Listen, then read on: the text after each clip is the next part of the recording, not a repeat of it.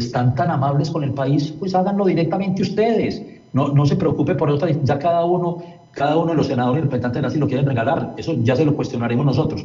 Pero todo es dando órdenes, ¿no? La orden es que el Consejo de Estado debió hacer. No, el que debía hacer es el pacto histórico, darle una orden a todos ustedes, diciéndole que a partir de mañana le trasladen el dinero mientras estamos en toda la emergencia.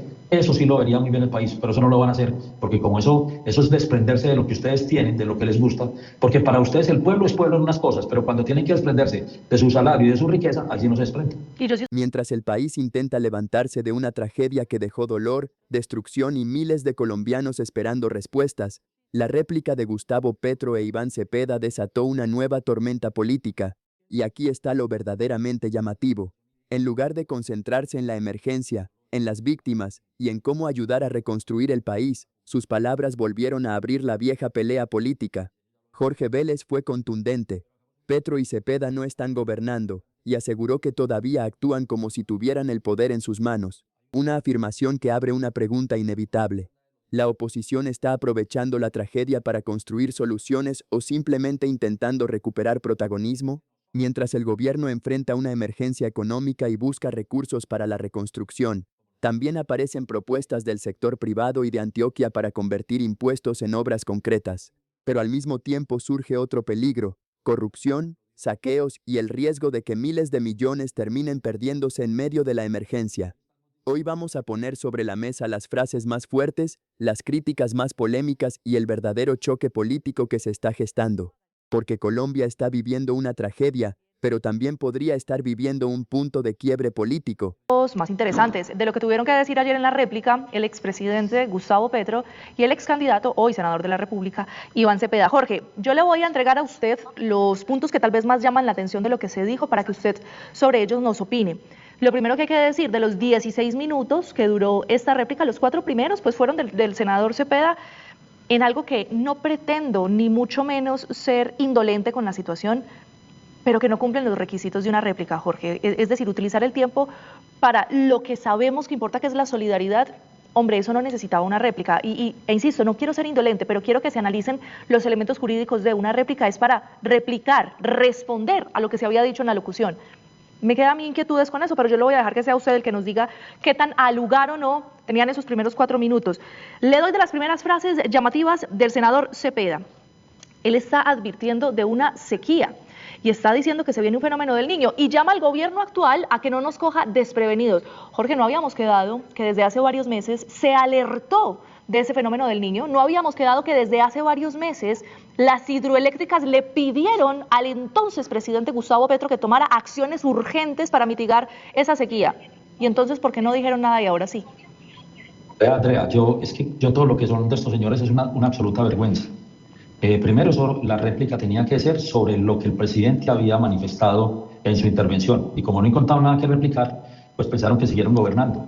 Y están pensando que siguen gobernando. Yo pensé que si habían cambiado el tema, yo pensé que nos iban a hablar de la paz total, de la votación del voto fusil. Pues eso era lo que esperábamos los colombianos, la verdad. Es que ellos son una vergüenza. Es que para mí ellos no representan la oposición de este país hasta que no aclaren lo que tienen que aclarar. ¿A quién le dijo? Obviamente la comisión electoral tiene que darle el tema, pero arrancaron de entrada pensando que siguen gobernando. Vea, señor Gustavo Petro, señor Cepeda, ustedes no están gobernando el país, tranquilícense, no sigan soñando en lo que no están haciendo. La réplica no es para pensar que es que yo presenté una reforma que la tienen que aplicar, es que yo dije que teníamos que hacer, es que yo dije, no. Las réplicas son para hablar lo que el presidente, de lo que dijo el presidente, no dijo absolutamente nada. Están pensando que siguen gobernando. Yo la verdad, más bien vi el resumen, es que no me provoca ni verlos, por lo que significa y no porque siguen engañando al país, Andrea, y televidentes, no nos engañen con réplicas que no tienen nada que ver con lo que tenían que hacer. Yo me imaginé, cuando el presidente iba a hablar, que iba a decir, yo no estoy de acuerdo que el gobierno decrete la emergencia económica. Claro, porque es que la emergencia económica, ustedes recuerdan la inundación en Montería. Sí, señor. ¿Para qué la utilizó? Para el impuesto de patrimonio, para muchas cosas que nada tenían que ver, que es lo que sabían hacer ellos. Nos van a enseñar a hacer cosas que ellos ni siquiera fueron capaces de hacerlo. Entonces, para mí definitivamente no hubo ninguna réplica. Para mí todavía tienen como la añoranza de seguir gobernando. De lo que no hicieron 4 años, pretendieron darle órdenes al presidente de la República. Yo creo que todos los días se hunden más. es que cuando uno ve el resumen de lo que ellos hicieron ayer, yo creo que el colombiano es normal, los que estamos aquí viendo, los que están viendo el programa, nuestros contertulios dirán, oiga, este señor cree que es que los colombianos somos tontos, bobos, o cree que es que estamos muy contentos con todo lo que pasó y todo lo que estamos descubriendo día a día para que vengan a decir ese tipo de cosas.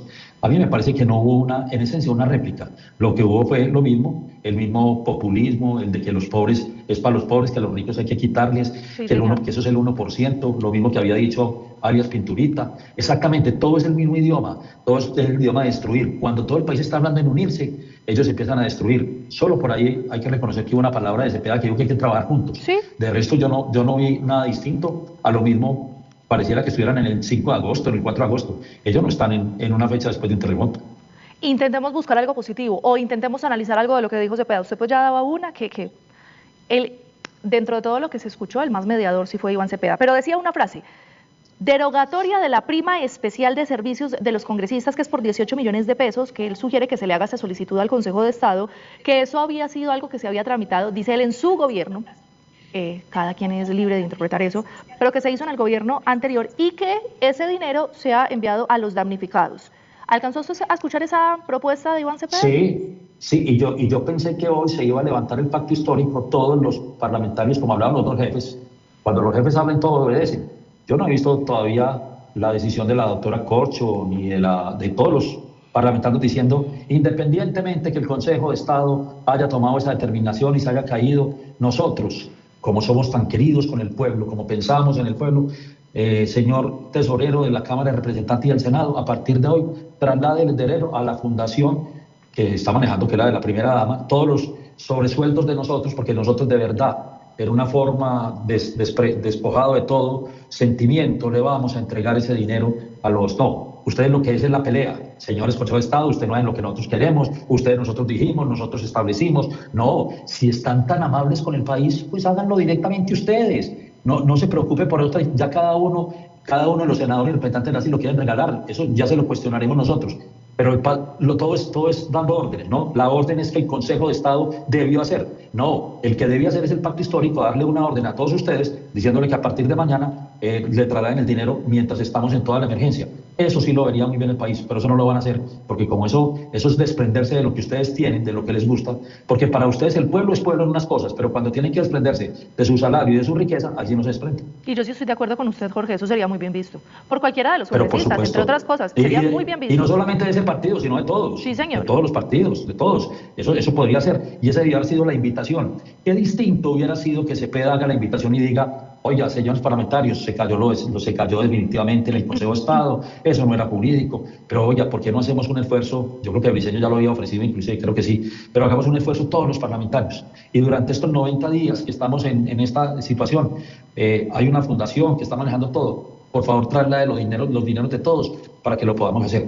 No en esa actitud dictatoriales que nosotros hicimos. No, es que cuando uno quiere ayudar solidariamente, uno lo hace, como lo quiere hacer, ¿cierto? Creo que debió haber sido un tono distinto. Y si lo hubieran hecho en ese tono, hoy tú y yo y la mitad del país dice, oiga, gran ejemplo dio el doctor Cepeda proponiendo eso. Hoy estamos diciendo, estos señores siguen con la amargura de no tener poder. Yo he donado mi prima de servicios, los invito a que también lo hagan. Pues para invitar con el ejemplo, también es algo sí, claro, que es tremendamente válido, claro. Jorge. Además se vería muy bien, muy bien. Y se vería no como un tema político de oposición, sino de solidaridad, de apoyo, de decir las cosas. O sea, eso tendría un mensaje completamente distinto. Venga, vámonos para otro punto. Cambiemos, si le parece, de actor político. Porque inmediatamente después de la intervención de Iván Cepeda siguió el expresidente Gustavo Petro. Le doy algunas de las frases. Sectarismo, ignorancia, estupidez sectorial. Es la forma en la que el expresidente se refiere al hoy presidente Abelardo de la Espriella. Por primera vez le doy la razón a Gustavo Petro. Y me vas a preguntar por qué. ¿Con qué? Sí. Porque yo creo que él se estaba mirando a un espejo y no estaba viendo una cámara. ¿Usted cree que todas esas palabras se las dijo él a sí mismo? Son de él, a sí mismo. Soy un estúpido, soy esto, ahí está. Él se estaba viendo en la pantalla y empezó a hablarse con él mismo. Eso es la definición suya. Esa es la definición de Gustavo Petro hoy, no hay otra. Yo entiendo, muchos de nuestros televidentes, no se sienten tal vez muy cómodos con que estemos reviviendo estas palabras porque piensan, hombre, hay que hablar de cosas más importantes. Pero es difícil dejar pasar desapercibido esto, ¿sí? Por eso lo estamos haciendo. Es que yo me imaginé, de verdad, que iban a utilizar inteligentemente decirle al país, aquí estamos, somos un partido del pueblo, somos un partido solidario, no queremos, o sea, si a mí me hubieran preguntado y fuera el asesor del pacto histórico, por el contrario, aquí queremos ayudar, nos queremos desprender, digan qué necesitamos, qué tenemos que hacer. Por Dios, la intervención del presidente Abelardo de la Espriella fue de eminentemente solidaridad, de invitar, de agradecer a los empresarios, de agradecer a los colombianos, de agradecer a los bomberos, de agradecer a todos los que han trabajado. ¿Usted se iba a poner a eso? ¿A eso se iban a oponer? Por el contrario, qué bien si hubiera visto que ellos dos, que son los líderes de la oposición, es que en las tragedias no hay oposición, no puede haber oposición en las tragedias. En las tragedias nos tenemos que unir, esos somos los colombianos, los colombianos. Pero cuando uno sale a despotricar de la gente con esas tres palabras, y por ahí dice que no está viendo una cámara, sino que está viendo un espejo, tiene que ser uno esas tres palabras que él mismo se definió para salir a dar esa información al país. Es que, Jorge, mire, me quedo con lo que usted está diciendo, en las tragedias no puede haber oposición, así de sencillo, no hay una mejor manera de explicarlo. Eso no existe, no puede haber oposición, salvo que se estén robando los dineros, salvo, eso es otra cosa distinta, y ahí sí, no solamente ellos, sino todos nosotros saldríamos inmediatamente a hacer ese tipo de críticas. Pero no nos vayan a decir que salen a despotricar como lo hicieron ayer, porque vuelvo y repito, todos los días se hunden más. ¿Ustedes creen que el ciudadano de Cali, de Pereira, de cualquiera de los municipios del Valle del Cauca, viendo eso, dicen, oiga, este señor, ¿qué está pensando? Este señor es que no está viendo el sufrimiento de nosotros, no está viendo lo que estamos padeciendo todos los colombianos, fundamentalmente pues las víctimas, que salen a decir ese tipo de cosas. Yo creo que eso le salió bastante mal a los dos, muy mal. Y hablando de mal, Jorge, mire, la siguiente frase, se la parafraseo un poquito, pero el siguiente tema que tocó el presidente Gustavo Petro salió mal y de cierta forma, y sé que esto es un error al que invito a todos nuestros televidentes no cometan el error en el que yo estoy cayendo, y es que me lo tomo un poquito personal. ¿Y en qué sentido, Jorge? Porque él dice, han dado $1 billón de pesos a manera de limosna. Eso queriendo ser una ofensiva a las grandes empresas que están haciendo todo por recaudar fondos para ayudar a mitigar lo sucedido. Pero ¿sabe por qué me lo tomo personal, Jorge? Porque en ese $1 billón de pesos no están solamente los aportes de las empresas, están los aportes de los ciudadanos de a pie, de personas como usted, como yo, que hemos hecho un esfuerzo por, de donde no tenemos, encontrar qué poder compartir, de decir, hagamos un mercado más chiquito para nosotros, para que nos alcance para mandar uno, aunque sea de útiles o de elementos de aseo y otro de alimentos, para quienes de verdad no tienen absolutamente nada. Y sí creo que es un golpe muy grande a toda esa población colombiana que de corazón se ha solidarizado, decir que a manera de limosna, lejos de la realidad, Jorge. Te voy a decir una cosa que va a sonar durísimo. Yo les hago una propuesta, doctor Gustavo Petro. ¿Por qué usted, que es tan líder de todos los que trabajaron con ustedes, que es una cantidad de corruptos, dígale que de la plata que se robaron den el 1% para esta fundación y para toda la solidaridad? El 1% de lo que se robaron ustedes en la corrupción. Yo no sé cuánto es, puede ser mucho, no sé si es $1 billón, no sé cuánto sea. Pues ya que está tan, como para usted todo es una crítica, yo le voy a decir a usted que es el gran líder de la corrupción de su gobierno, no estoy diciendo que usted sea corrupto, puede que usted no se haya metido, no sé, eso ya lo sabremos después. Y lo mismo le haría al doctor Quintero cuando fue alcalde de Medellín. ¿Por qué no los dos, que son los líderes de unos procesos que están probados por la Fiscalía de Corrupción, que está probado en el libro blanco, tanto de Federico Gutiérrez como de Abelardo de la Espriella, donde están las pruebas contundentes que la Fiscalía ya tiene imputados, obviamente no todavía en el gobierno nacional, pues obviamente no el libro blanco, en el de Federico sí, 55 imputados. ¿Por qué el 1% de todo lo que sumó eso? Porque usted lo pide que lo done. Eso también sería un gran ejemplo. No, yo no creo, no van a creer que me estoy burlando, es en serio. Propongan ese 1% y verá que eso lo veríamos completamente distinto para decir que el esfuerzo de los empresarios, que es un esfuerzo muy grande, y como tú lo dices, Andrea, de todos los colombianos, entonces a ellos les parece muy poquito, pero como les parece tan poquito, entonces con el 1% de lo que se robaron en la corrupción, ustedes saben cuánto suma eso y también lo miramos entre todos. Me parece absolutamente doloroso, se lo digo, e invito a los televidentes a que no se lo tomen personal, esto simplemente es algo que él claramente tenía una intención, pero bueno, se va para otras partes, lo que dice el expresidente. Y para cerrar, ya para que terminemos con ellos, Jorge, un endeudamiento público lo tiene que pagar toda la sociedad. Qué maravilla que el expresidente nos está dando esa cátedra de economía cuando fue él el que utilizó el endeudamiento público para las nóminas paralelas que están siendo denunciadas en este momento, el que nos dejó en una crisis fiscal, el que dejó al país endeudado. ¿Y es él el que está advirtiendo sobre eso, Jorge? 900.000 empleados, 900.000. Eso fue la belleza que nos dejó Gustavo Petro. No, yo vuelvo y repito, para no hacer más cizaña, pues que van a decir que estamos con la cizaña. ¿Qué mal le salió eso ayer al presidente? ¿Qué mal le salió eso al expresidente? No, yo ya no le digo presidente, tiene razón, aquí me acaban de escribir cuál presidente, el expresidente.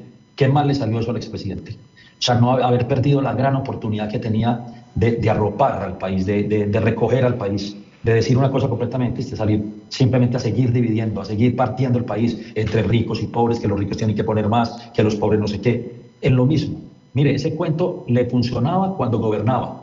Ese cuento no le funciona hoy, Gustavo Petro, porque hay mucha gente pobre del país que hoy, en los municipios más pequeños del Chocó, en los municipios más pequeños del Valle del Cauca, gente muy pobre que hoy no tiene dónde dormir y que está esperando de usted que les hable de otra forma distinta, no que siga dividiendo el país, porque a esas personas les está llegando el aporte no de los ricos, del estrato 1, 2, 3, 4, como lo acaba de decir Andrea. Todos hemos hecho un esfuerzo para poder ayudar en esto, en una crisis económica como la que tiene el país, y todos, inclusive con una crisis económica. Yo no conozco ningún colombiano que no haya sacado 1.000 pesos, 500 pesos, para decir yo de lo mío, aunque esté sin trabajo, yo también tengo que aportar. Pues cuando un país tiene una solidaridad como la que tienen los colombianos hoy, a esto no podemos llegar. No podemos recibir semejante mensaje que recibimos ayer, de verdad, como de rabia, como de odio, como diciendo, ¿sabe qué? Este no es el país que yo quiero seguir con el país que dejé el 6 de agosto.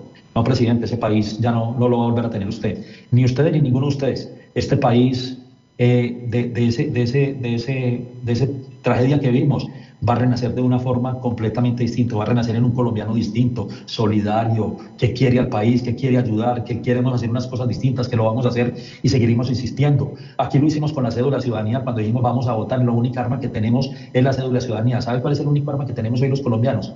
La solidaridad entre unos y otros. Presidente, y usted esa palabra no la tiene en su vocabulario, no la tiene, nunca la ha tenido ni la va a tener. Señor Cepeda, usted no tiene la palabra solidaridad tampoco en su léxico. Siéntese en 5 minutos a leer el diccionario y busquen las palabras unidad, solidaridad, búsquenla y verá lo que el país los va a respetar, seguramente cambiando ese tono que lo de ayer fue totalmente desafortunado. Le voy a dejar 2 comentarios, Jorge, que nos dejan nuestros televidentes a través de nuestra señal en directo por el canal de YouTube. Don Jair, a él le parece una limosna, un billón, pero sí le valen los 18 millones de la prima de los congresistas. Hay una incoherencia. Y alguien le hace una pregunta, Jorge, dice, yo quisiera saber, doña Martina nos dice, yo quisiera saber cómo se recuperan esos dineros que se han robado los gobiernos. ¿Se puede hacer una expropiación, Jorge? Claro que sí.